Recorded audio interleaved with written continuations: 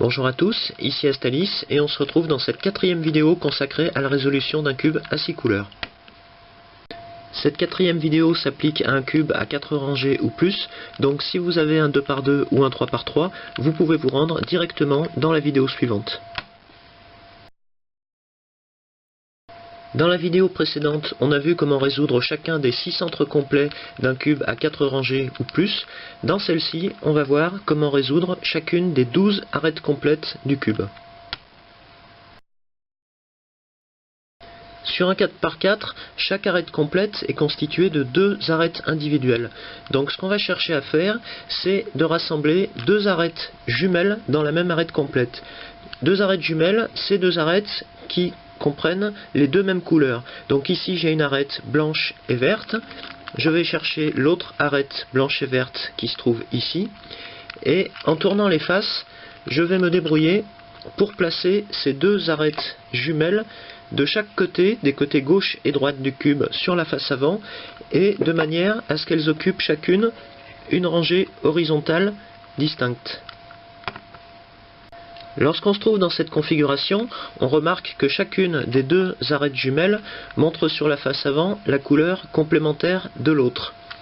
Si par exemple on se trouve dans l'autre cas de figure, le cas où les 2 arêtes jumelles sont dans la même rangée, on voit qu'on a la même couleur visible sur la face avant. Et il faudra qu'on se ramène au cas précédent.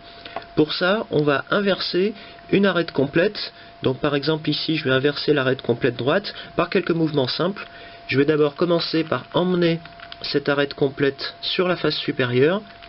Je vais ensuite l'amener à l'arrière du cube, comme ceci. Et finalement, je vais l'emmener du même côté, gauche ou droite, où se trouve déjà l'autre arête jumelle. Et ensuite, je pourrais reprendre mon cube comme ceci, et je constate que les 2 arêtes jumelles se trouvent maintenant à nouveau dans 2 rangées horizontales distinctes. À partir de cette configuration, on peut commencer l'assemblage des 2 arêtes jumelles. Donc, on va regarder dans un premier temps le côté du cube où se trouve l'arête jumelle la plus basse, la plus proche de la face inférieure. Et on va regarder ces 2 arêtes particulières pour vérifier qu'elles ne sont pas déjà assemblées, qu'on n'a pas une arête complète résolue à cet endroit-là. Ici c'est bien le cas. Donc on va pouvoir assembler les 2 arêtes jumelles en tournant la moitié supérieure du cube. On constate qu'on a bien une arête complète résolue. Il va maintenant falloir l'isoler pour pouvoir reconstituer les centres latéraux du cube. Donc pour ça, on va monter cette arête complète résolue sur la face supérieure.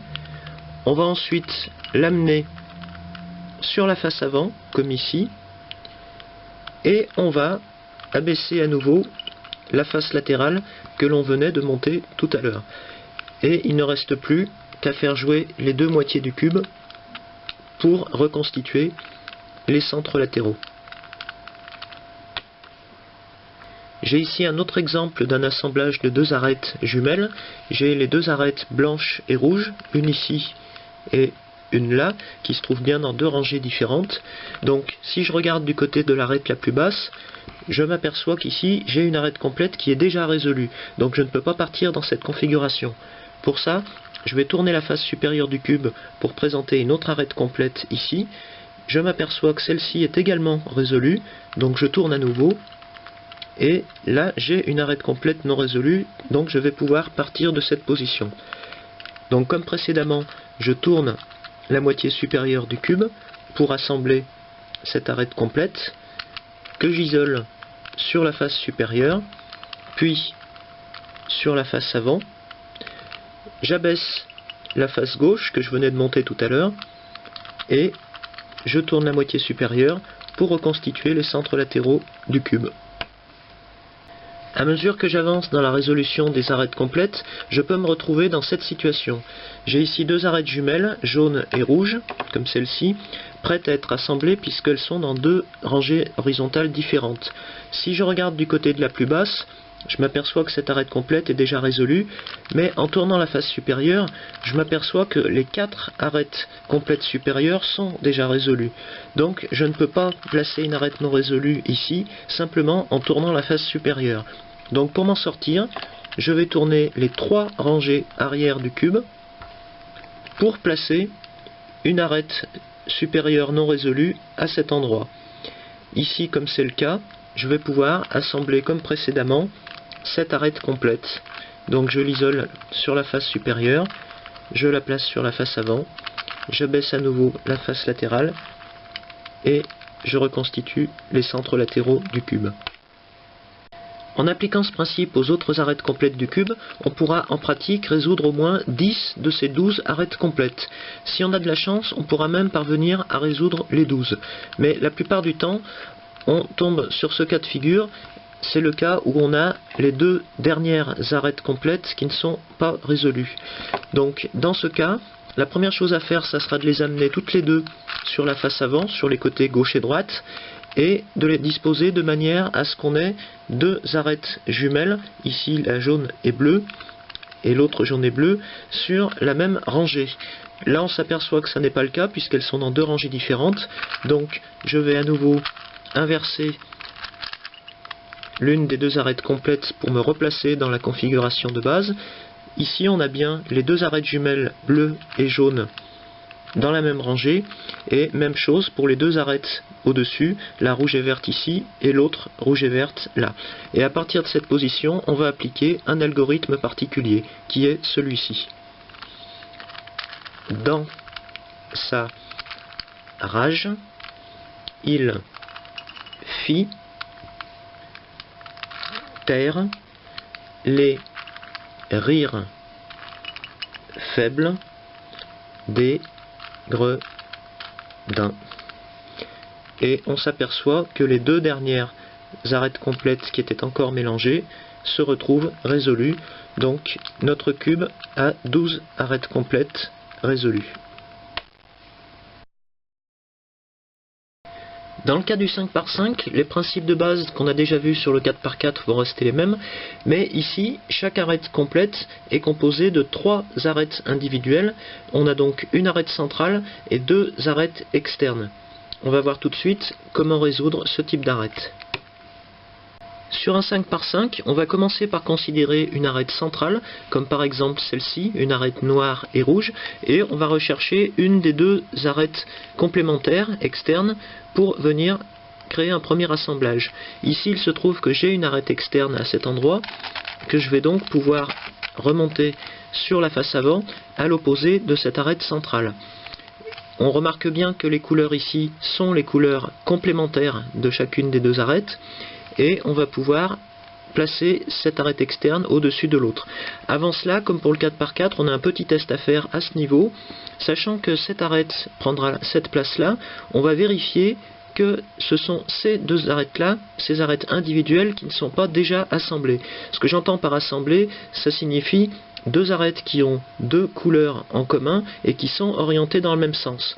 Ce n'est pas le cas ici, donc on peut assembler les 2 arêtes individuelles en tournant la moitié supérieure du cube. On a un premier assemblage ici qu'on va pouvoir monter sur la face supérieure, puis sur la face avant de rabaisser la face latérale qu'on venait de manœuvrer et de reconstituer les centres latéraux du cube exactement comme sur un 4 par 4. Dans un deuxième temps, à partir de ce premier assemblage qu'on vient de réaliser, on va venir placer la 2e arête externe, complémentaire des 2 premières, pour terminer cette arête complète. Donc dans cet exemple, je l'ai amenée de l'autre côté du cube, ici, et je m'aperçois qu'elle se trouve sur la même rangée que l'autre arête externe. Donc pour replacer cette arête dans la configuration standard, je vais inverser l'arête complète droite pour me retrouver dans la situation où mon arête externe ici est dans une rangée différente de l'autre arête externe. Si je retourne le cube pour placer cette arête plus vers le haut, je vais venir ensuite la placer ici, mais avant, je regarde une nouvelle fois si ces 2 arêtes individuelles ne sont pas déjà assemblées. Ce n'est pas le cas ici, donc je peux tourner la partie supérieure du cube pour assembler l'arête complète cette fois-ci, que je vais isoler de la même manière sur la face supérieure, puis sur la face avant d'abaisser la face latérale que je venais de tourner et de reconstituer les centres. Donc ici, on a une arête complète résolue et il suffit de répéter cette opération sur les suivantes. Dans le cas d'un 5 par 5, on va voir qu'il est parfois possible de faire d'une pierre deux coups en assemblant en une seule manœuvre une arête centrale, ici l'arête noire et rouge, et ces deux arêtes externes complémentaires. Avant cela, on doit vérifier qu'on est bien dans la bonne configuration de couleur sur la face avant, c'est-à-dire que l'arête centrale doit montrer la couleur complémentaire de celle des deux autres arêtes externes. Et le deuxième test consiste à regarder l'arête supérieure qui se situe au-dessus de l'arête centrale pour vérifier qu'elle n'est pas déjà résolue. Ici, elle n'est pas résolue, donc on peut commencer l'assemblage. En manœuvrant la partie supérieure du cube, on réalise un premier assemblage entre l'arête centrale et une première arête externe, et en manœuvrant la partie inférieure du cube, on fait la même chose, cette fois-ci avec la deuxième arête externe. On a donc résolu ici l'arête complète, qu'on peut isoler sur la face supérieure, puis sur la face avant d'abaisser la face latérale qu'on venait de manœuvrer, et de reconstituer les centres. Pour reconstituer les centres, on rétablit la partie supérieure du cube comme précédemment, mais également la partie inférieure, et on s'aperçoit qu'on a bien reconstitué les centres latéraux et qu'on a une arête complète résolue en une seule manœuvre. Comme pour le 4 par 4, on sera en mesure par ce principe de résoudre au moins 10 des 12 arêtes complètes du cube. Si on a de la chance, on arrivera à résoudre les 12, mais la plupart du temps, on restera dans cette situation où il nous reste 2 arêtes complètes encore mélangées sur le cube. Sachant qu'on a plusieurs cas de figure possibles dans cette situation, on va les voir un par un à partir de maintenant. La première chose qu'on doit vérifier entre ces deux arêtes complètes encore non résolues, c'est qu'elles ne comportent pas deux arêtes externes jumelles dans la même rangée, comme ici. Ici on a les arêtes rouges et bleues dans la même rangée. Donc pour changer cela, on va inverser l'une des deux arêtes complètes pour vérifier qu'on a bien cette arête externe dans une rangée différente de l'autre. Une fois que les arêtes externes sont bien disposées entre elles, on va orienter le cube de manière à placer en position avant et arrière sur la face supérieure les deux arêtes complètes encore mélangées. En les examinant, on s'aperçoit dans ce cas de figure que cette arête rouge et bleue devrait se trouver ici à la place de cette arête verte et orange. Il faut donc permuter ces deux arêtes externes individuelles. Pour cela, on va orienter le cube de nouveau de manière à les placer sur le côté droit du cube. Et on va appliquer cet algorithme. Malin tu es, malin tu fus, malin fut t'es et franc. Tu es un marin, t'es tu es lunaire. Et on constate qu'on a résolu à la fois cette arête complète et l'arête complète opposée. Autre cas de figure, ici on a une arête complète qui comporte bien les trois arêtes individuelles complémentaires puisqu'elles ont deux couleurs en commun, mais on s'aperçoit que les deux arêtes externes ont une orientation inversée par rapport à celle de l'arête centrale. Donc on va rétablir leur orientation grâce à cet algorithme. Brune, bulgare, tu l'ange, tu rince, tu range et tu fumes. Range et fume, maline et bûcheuse brune. Et on s'aperçoit qu'on a bien rétabli l'orientation des deux arêtes externes. Dans le cas du 6 par 6, chaque arête complète est constituée de deux arêtes internes individuelles et deux arêtes externes. Sachant qu'on a affaire à un cube pair, on va appliquer le même principe général que sur un 4 par 4, c'est-à-dire que dans un premier temps, on va assembler deux arêtes internes complémentaires, comme ces deux arêtes noires et vertes que j'ai placées sur la face avant dans la configuration de couleur standard. Donc, l'arête la plus basse étant celle-ci, on vérifie bien que ces deux arêtes internes individuelles ne sont pas déjà assemblées et on peut créer le premier assemblage comme ceci. On a bien les deux arêtes internes complémentaires qui se retrouvent assemblées ici.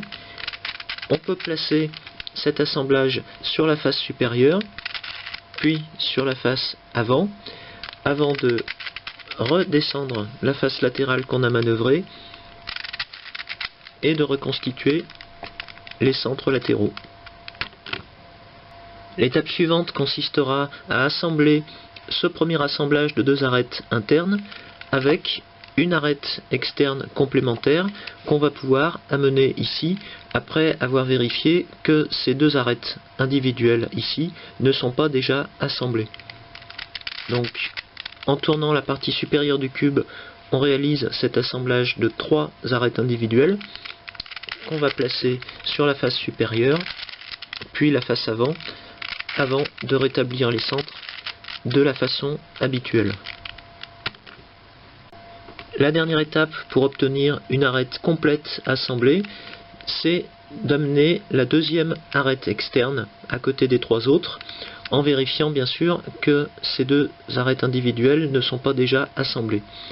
Donc on amène la deuxième arête externe pour arriver à une arête complète résolue qu'on va placer sur la face supérieure, puis sur la face avant, avant de rétablir les quatre centres latéraux. Dans la situation fréquente où on arrive avec les deux dernières arêtes complètes mélangées sur le cube, on peut retrouver un cas qui évoque beaucoup celui du 4 par 4, c'est-à-dire qu'on a deux arêtes internes complémentaires qui se retrouvent sur la même ligne, et même chose pour les deux arêtes internes du dessous. Donc dans ce cas-là, on va appliquer exactement le même algorithme pour permuter des demi-arêtes complètes entre elles. Voilà ce que ça donne. Dans sa rage, il fit taire les rires faibles des gredins. On constate que les arêtes internes se retrouvent maintenant assemblées correctement de chaque côté, et dans mon exemple, je l'avais fait ainsi pour que ça soit plus visible.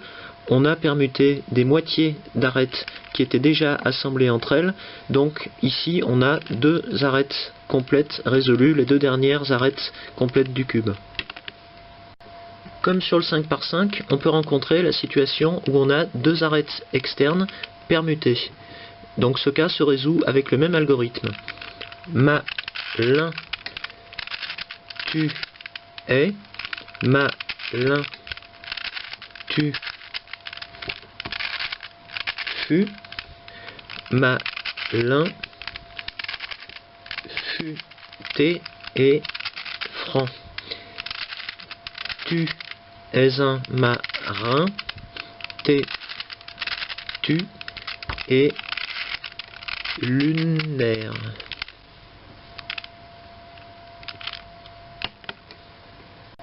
De même, comme sur le 5 par 5, on peut se trouver dans le cas où les deux extrémités d'une arête complète ont une orientation inversée.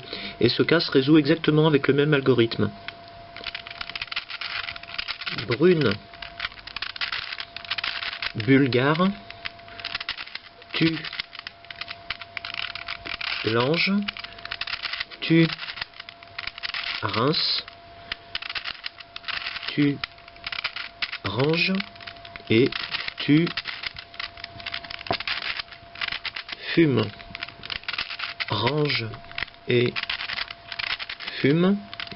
maline et bûcheuse brune.